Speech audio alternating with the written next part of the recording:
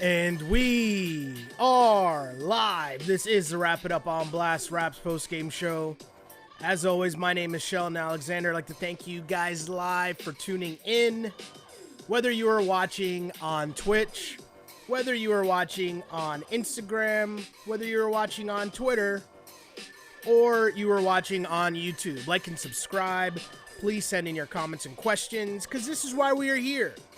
This is Wrap It Up, the only live and interactive Toronto Raptors post-game show there is, where I take your comments and questions. You know, try to get a pulse of what's going on in the fan base and how everyone's feeling. And I gotta say, the good times or the great times in Raptorland, you know, that the vibes that we were feeling didn't even really last 24 hours, did it? But that's kind of the overall theme of this season, if we were being honest from the get-go. So, I mean, Raptors lose to the Lakers, and we're here to talk about it. Why? Because that's what we do. And I always say this, the people who are listening to this pod right now, I know, you guys are the diehard Raptor fans, and I appreciate y'all. And this is a safe space. This is somewhat of a therapy session for us to talk through what is going on in Raptor Nation right now. And they lose to the Lakers. I mean, I was kind of stunned at the stat. 11-game winning streak is over. First Raptors win against the Lakers since 2014. Seems kind of weird. But either way, here we are. And we all know what was going on coming in. Obviously, we know Gary Trent Jr. hitting the game winner in last night's game, and everyone's still hype off of that. And I get it, and it's cool. Totally understand. Right? It makes sense. Totally get why people would still be hype.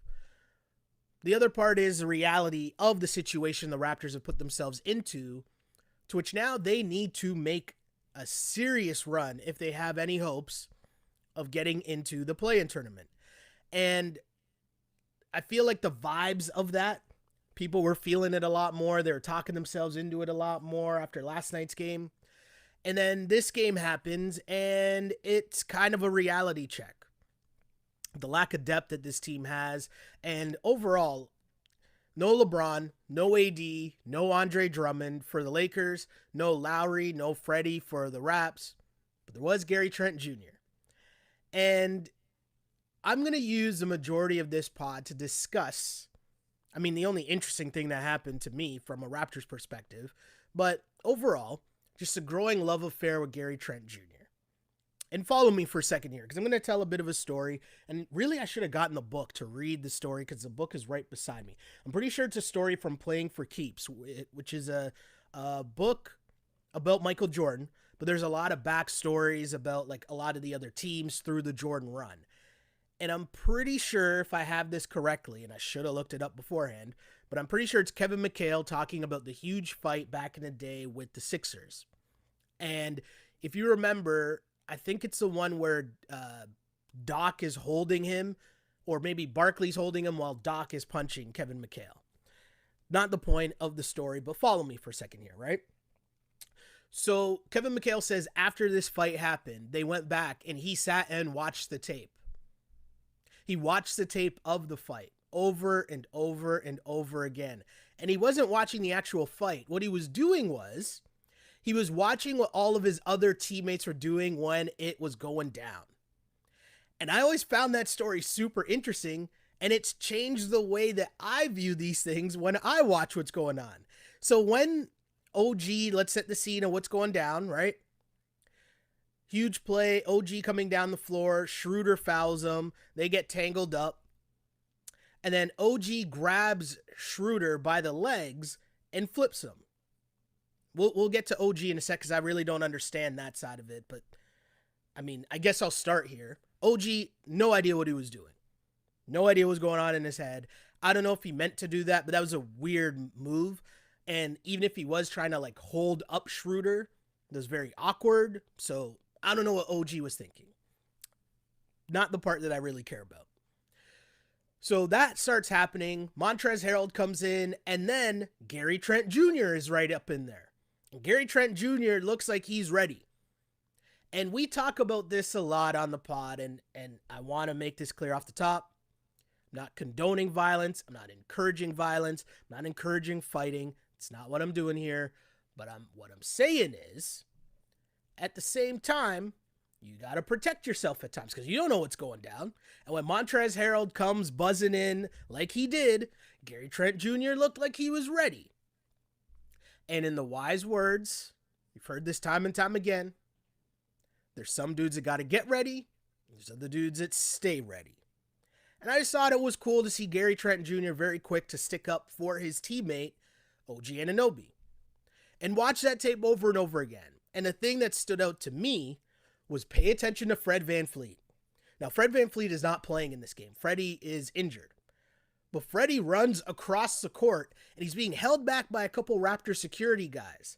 But Freddie's trying to get in there because Gary Trent is in the middle of all these other dudes on the Lakers, and I don't know where the Raptors are. OG flipped him, the crowd came, and if you watch, OG at a certain point stops, turns, and walks away.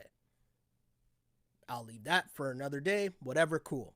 But Gary Trent Jr. is in there talking with Montrez, talking with a bunch of other players, and like the refs are in there. I see there's like 4 Lakers around, and bring up the video and watch it yourself. This isn't me like gassing the situation. Ever since I read that story about Kevin McHale, it always stuck with me, and I'm always paying attention to what the other dudes on the team are doing when shit's about to go down. Because I feel like you learn a lot about those guys. And again, I'm stressing this. This is not about fighting. This is not about being a fake tough guy. It's not about that. It's about who do you want to go to battle with when the times are tough. Does that make sense? Do you understand what I'm saying?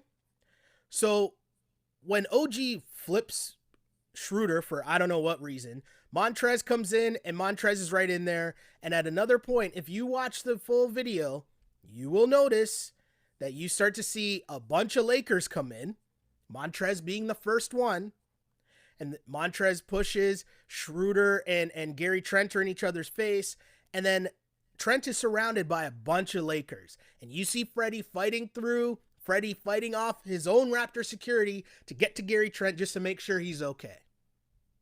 It's a real one. I'm just saying, I pay attention to stuff like that. I'm a basketball nerd. I'm a TV nerd, so I'm watching all the other, I'll watch it over and over again and pick up other random shit. And there's going to be people listening to me that are going to be like, oh, you're making too much out of this. All I'm saying is when it comes down to winning basketball and who you want to be in the foxhole with when shit's going down, because it's fine and it's great. Yeah, we're all teammates. It's all fun and everything's cool when shit's going well. But when things aren't going well, who has whose back? Who do you turn to? And for me, seeing Freddie run across the court and try to get in the mix just to help out his man's Gary Trent Jr., that's leadership to me. And again, it doesn't matter what I say. This is just me reading body language. This is me watching a tape. I don't know what's going on, right? I don't know what's going on in the heads of whoever. But that Kevin McHale story always stuck with me about how when the fights would happen, and you got to remember, that's when fights would go down all the time, right? In the 80s, brand of basketball, we're talking different era. But just that mention that, oh yeah, we go back and watch the tapes, and he goes back to watch and see what everyone was doing on his team when the skirmish picked up. Can't believe I just said the word skirmish. But you get what I'm saying? Does that make sense? I just found that super interesting. Gary Trent Jr. wanted the smoke. Fred VanVleet wanted the smoke. Those are guys I want on my squad going forward. Say whatever you want, but I mean, this might also fit into a little something, but when you watched the I don't know how many people watched the national championship last night. And if you watch Gonzaga versus Baylor, one team wanted the smoke, the other team didn't. So while we talk about stats, and I get that, and there's stats and all these things matter, there's a certain bit of cojones, certain bit of nuts that are always going to matter as well. You're never going to be able to quantify that and take that out of sports or tell me that that doesn't matter. And so when Gary Trent Jr. is looking around and he sees, yo, last night he hits a game winner. Who's the first guy off the bench to go grab him? Fred VanVleet. Tonight, when the skirmish is going down and there's 4 Lakers standing around Gary Trent Jr., who's the Raptor that's beside him ready? Fred VanVleet. Those things matter. You might think they don't, but I'm telling you, those things matter. So anyways, OG gets ejected, Schroeder gets ejected, Twitter goes crazy because why did they get ejected? Basketball soft, blah, blah, blah. All this stuff, cool. I don't really care about that argument. I think it's dumb. I think, first and foremost, Schroeder getting ejected for getting up because he's like, why did this dude just flip me over for no reason? I'm not mad at Schroeder. And I'm not really mad at OG. I just want to know, like, what were you thinking? Like, what were you doing? What was your intention? What were you trying to do? Because that was just weird, bro. Straight weird.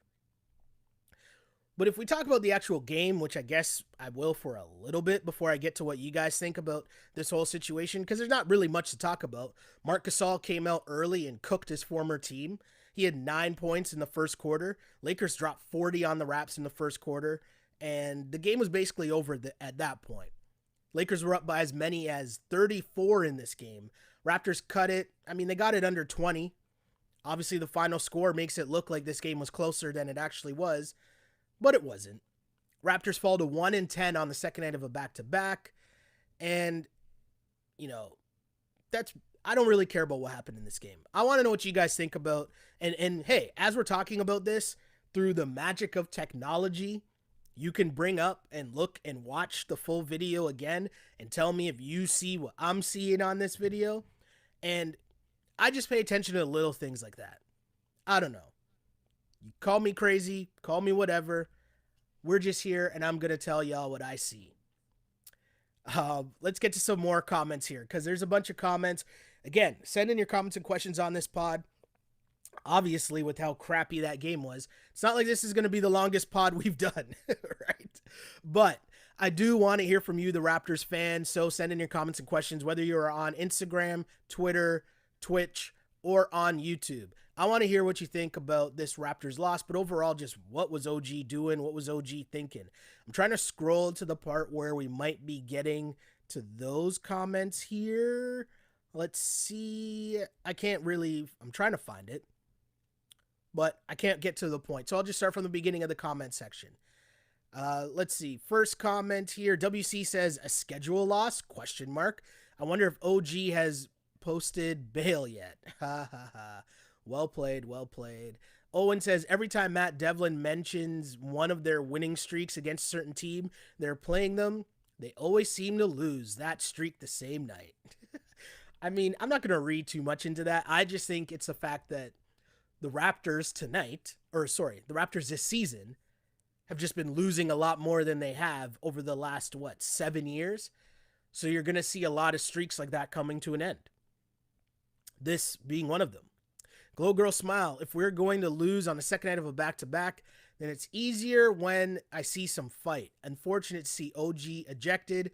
We really needed him. Gasol played well versus his former team. Yeah, the Gasol angle of this is really interesting because he went to the Lakers. Obviously, they have championship expectations. He could fit into the starting lineup. He could get a lot of minutes, but also, they're not banking on Gasol coming in and dropping 20 and 10 or whatever, right? But then they get Andre Drummond. And Gasol, through reports, isn't happy about that. Andre Drummond comes in to take his starting spot. Gasol is moving to the bench, and he's voiced his concern about it. Now, he comes out, has a great game against his former team. Drummond comes in, and Drummond gets hurt right away. So there's going to be a chance for Gasol here to earn his spot back. Can he do it? I think Marc Gasol will be very valuable in this situation for the Lakers, and I think what he provides, especially come playoff time, will be very key for the Lakers when things start to stall. And I also think Andre Drummond is getting mega boosted by not playing or playing meaningless minutes on crappy teams. The boosting of Andre Drummond is a lot. I'd much rather have Marc Gasol getting minutes than Andre Drummond. And because of the minutes that you're going to get from Andre Drummond anyways, he's going to come in and play beside Gasol or play beside Anthony Davis, right? He's going to give you some rest up front that Anthony Davis isn't banging around playing forward, or playing center, pardon me. But look at that. The same thing that Dwight Howard did last year. I don't know. I'd much rather have Marc Gasol. That's just me. But also, people here are going to call me a Marc Gasol lover, and I'm okay with that. K2's Garnett. I don't expect us to win any back-to-back this year without the full roster. It's a fair point. Can't argue that. And says, let's hope we can get Freddie back for Thursday. Thursday is a big game against the Bulls. One of the teams you're chasing if you're trying to get into this race for the playoffs. So you would like to win that game against the Bulls. And I think you're going to need Fred VanVleet. If not, well, I don't think Kyle will be back by then, but maybe Freddie will be back. And OG should be well rested. So maybe there's something there. Anthony says, OG with the sidewalk slam circa 1996, Shawn Michaels. Well played. Very well played. Solid reference there for sure. What else we got here? He says, Flynn plays and the tank rolls on. That's a win-win-win in my books. The weird part about this is the Raptors were on a terrible losing streak, right? Terrible run. A terrible month of March. And then their wins, and I should preface this, because I'm about perspective and the full picture, right? That's what I try to talk about on this pod. So they won back-to-back games, which you desperately needed after the terrible run they were on. But they beat the Warriors without Draymond and Steph.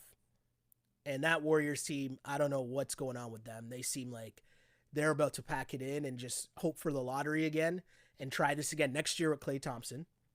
So the Raptors smash them.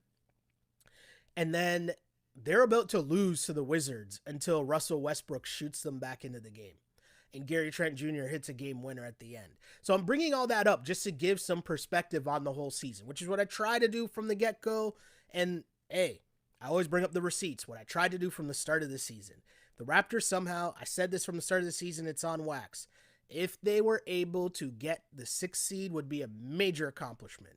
So I don't know how that matches up to you, what your expectations were, or what, other people that talk about the team's expectations were. But I didn't think this season would go well. Did I think it would be this bad? Definitely not. But I also put a lot of just the circumstances that this team is under. And I don't think that's an excuse. I just think that's context. Firm believer in context. More comments, though. Sanjay says, there are games like yesterday where I think F tanking, but there are games like today where I think tanking is the way to go. I don't want to think anymore. It's fair. I mean, I think you're allowed to just want your team to be competitive, right? Whichever way it goes, you just want your team to be competitive. And if you lose at the end of that game yesterday, it was a close game. You had a shot at the end. Cool. But I do think you need some of those moments every once in a while just to keep the morale of your fan base, keep the morale of the room. You want to see, you need silver linings. Silver linings is basically all you're going to have in this season. And so you need some of those moments. It can't all just be, games like tonight where you're getting crushed. Aisha says the Lakers scored 40 in the first quarter. We scored 42 at the half. I don't care if it's a back-to-back. That was miserable. You're not going to get much arguments from me on that one. Ann says, we are lovers, not fighters. We all saw what happened after the Cleveland brawl. I'm going to put brawl in quotations because, that's as close of a fight as we're going to get. Right? What are people saying here? Ali says that OG lift reminds me of Lowry tunneling under George Hill's legs as a what the hell moment. Yeah, I mean, I don't know. I would love, and the problem is, I mean, OG, it's not like he's a talker. It's not like it's a normal times where you'd have reporters in the locker room going to ask him questions, right? Like that's not a thing. So they'll select 2 guys to come out and talk. I'm guessing OG won't be one of them. So, yeah. I don't know. People are talking in the chat about, I think with Paul Watson and Rodney Hood back on our bench, we would get an offensive boost. That's a hope. I mean, Rodney Hood, I forgot about his injury. And I don't know how soon he'll be back. And it sucks for Paul Paul Watson too, because he was playing well, I thought. MC Maestro, hope I got that correct. Nick Nurse was proud of the fight at the end. I agree. I like that they narrowed the lead and did not go down by 50 like the Warriors. Sometimes it's not about winning, it's about how you lose. Hey, I've been saying it's full on, you got to take the silver linings. That's just the reality of the situation of this season right now. It just is. That's just the reality of it. What else do we got here? People talking about Utah. Susan says, Utah's got so much pop and spunk, needs more time to evolve, but love his effort and energy. I'll be honest, Susan. I think that as the season progresses, right, and the reality of where you are in the standings, the reality of, if Freddie and Kyle are banged up, if Pascal is still struggling because of all the things that he's been through over the past month, and I know, we go back and forth and I say this team's not going to tank, and I don't think they will tank. I'm saying as a fan, from a fan perspective, I wouldn't mind seeing more minutes from those guys, whether it's Malachi, whether it's Utah, and just, let those guys get more of a run. You know what you have with Freddie. You want OG to get more touches, I think, to figure out his role going forward, how much of his offensive game fits in. But I don't know. I find it kind of just weird. It's a weird spot the Raps are in. And you don't want to do the bouncing back and forth that happened from last night where everyone's like, no tank, no tank.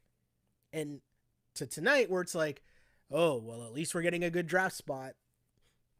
I think the important part in this whole thing is just to honestly have the perspective of what the whole season is. Because again, even if you do somehow come back and get into that play-in tournament, I mean, is that seems like old Raptor goals to me. Do you know what I'm saying? That seems like old Raptor goals where it's like, oh, we just made the playoffs. That's good. That's a great season. I don't know if you don't think that you can convincingly win a round, I don't know if there's a point in really sneaking into the playoffs, especially when you don't even really get the home revenue. But whatever. What else are we saying here? Oh, talking about the push off from last night's call. In case anyone was wondering about the last 2 minutes from yesterday's game, the push off was a correct no call.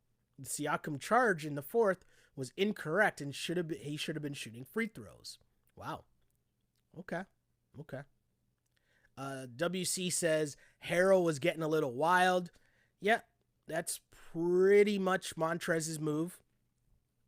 Phil Handy finally got his ring tonight. Also a very good point. Mark B says Siakam makes $30 million a year. No excuses. I don't want to hear he scored X amount of points off charity minutes. He has no mid-range, no consistent three-range, suspect perimeter defense. Oof. Mark, I mean, I'm not going to argue with any of the points you just made. I'm just going to say, oof. I mean, here's the thing, right? The tough part about Pascal Siakam, I'm going to go back again to what I just said about coming into this season. What were your expectations for this season, for the Raptors team? And I'm going to use that same logic to say, what were your expectations of Pascal Siakam? Did you change your expectations because he got the bag? Because I know our longtime listeners on this pod know that if we go back to the start of last season, when he got the bag, on the very first show of the season, we were talking about one of the first questions from that preview was, is Pascal Siakam a max player? And we broke down the fact that he was going to get max money, and he earned max money if you equate it to just coming off the championship, some of the other dudes that were also getting max money. You kind of had no choice. If you were going to keep him, you basically had to give him the bag. His stock was at such a high at that point, the Raps were backed into a corner. Now, what we said from then, and it doesn't change now, was you needed to adjust your expectations of what a max player means. And it's sad but true. And I'm not making excuses for Siakam, trust me. I think that he should be putting in way more work if you get the bag. But the reality of the situation is, when we think of what a max dude is and we think KD and Kyrie and James Harden, we know that's not Siakam. Right? And that to me is what I mean in terms of what were your expectations when you see max guy, when you see 30 mil a year. That's it. That's all I got. I don't want to beat up on Siakam because I don't think that's fair. I feel like there's a lot more issues with the team. Is he a major issue? Yes. Do you need a lot more from him consistently at both ends of the floor? Yes.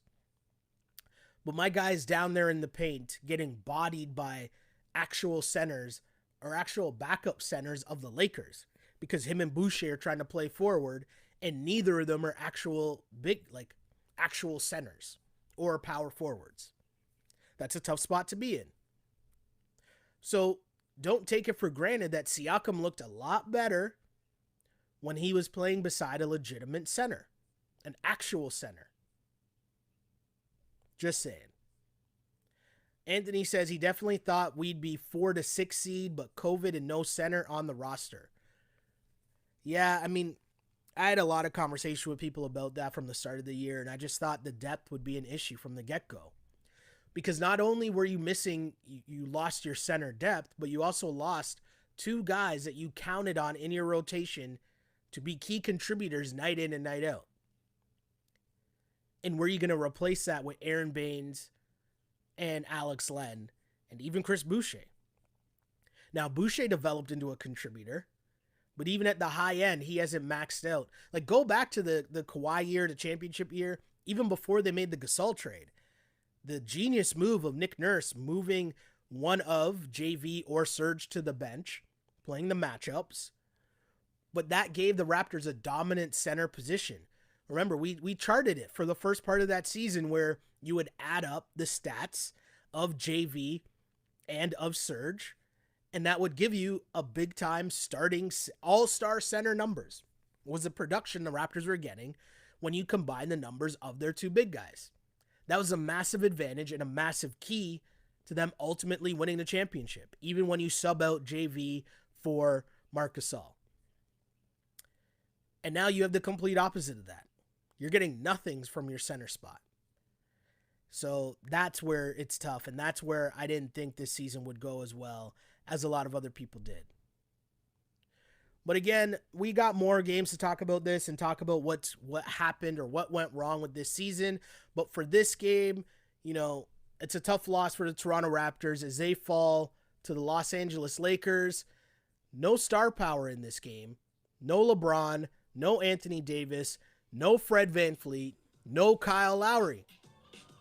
And it didn't really matter for the Lakers because led by Marc Gasol, especially in that first quarter, the Lakers put up 40 and they never looked back as they go on to win 110-101. The big talk, though, was OG Anunoby and Dennis Schroeder getting ejected. And I still don't know what OG was doing, so maybe I'll go check out and see what he's saying in the postgame. But either way, Raptors lose their first game of the month of March, or the month of April, pardon me, and the 2-game winning streak is now over. Tough times for the Toronto Raptors, but hopefully Fred VanVleet will be back soon to help out this team because they need it. Raptors fall to 1-10 on the second night of a back-to-back this season as they lose 110-101 to the no LeBron, no Anthony Davis Los Angeles Lakers. Thank you guys for tuning in wherever you tune in to watch this podcast live after each and every Toronto Raptors postgame. We got you covered on Instagram, on Twitch, on YouTube, and on Twitter. Like and subscribe to the Twitter stream. That's how you support the pod. You want to know how to support the pod, support the movement that we got going here? Like and subscribe on YouTube. Follow us, watch videos there. We appreciate the love that you guys have given us, even during this tough season. Appreciate the day ones that have always been riding with us here on the Wrap It Up podcast. Remember, Wrap It Up is a show. On Blast is a network. So if you ever want to find us online, wherever you get your podcasts. Just search for On Blast Podcast on Apple, Spotify, SoundCloud, and of course on YouTube. And as I always say, I used to pray for times like this to rhyme like this. This is the Wrap It Up On Blast Raps postgame show. As always, unpolished and unapologetic. Until next time, see ya.